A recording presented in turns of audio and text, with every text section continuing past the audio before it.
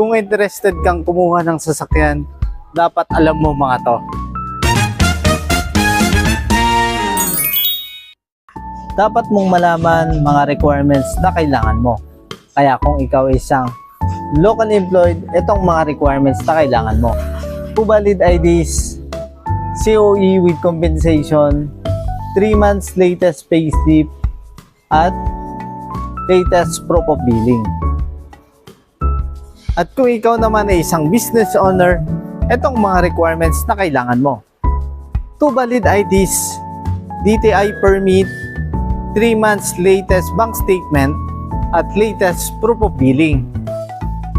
At kung ikaw naman ay isang OFW, land-based or seafarer, itong mga requirements na kailangan mo.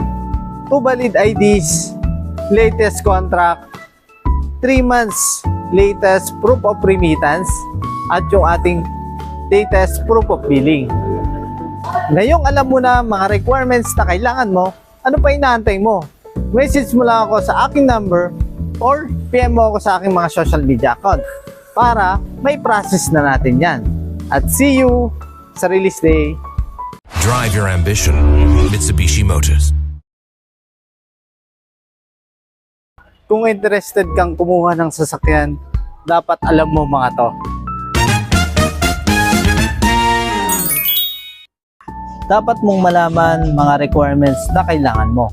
Kaya kung ikaw ay isang local employed, itong mga requirements na kailangan mo. Valid IDs, COE with compensation, 3 months latest payslip, at latest proof of billing. At kung ikaw naman ay isang business owner, itong mga requirements na kailangan mo. 2 valid IDs, DTI permit, 3 months latest bank statement, at latest proof of billing. At kung ikaw naman ay isang OFW, land-based or seafarer, itong mga requirements na kailangan mo. 2 valid IDs, latest contract, 3 months latest proof of remittance, at yung ating latest proof of billing. Ngayong alam mo na mga requirements na kailangan mo, ano pa inaantay mo? Message mo lang ako sa aking number or PM mo ako sa aking mga social media account para may process na natin yan. At see you sa release day. Drive your ambition. Mitsubishi Motors.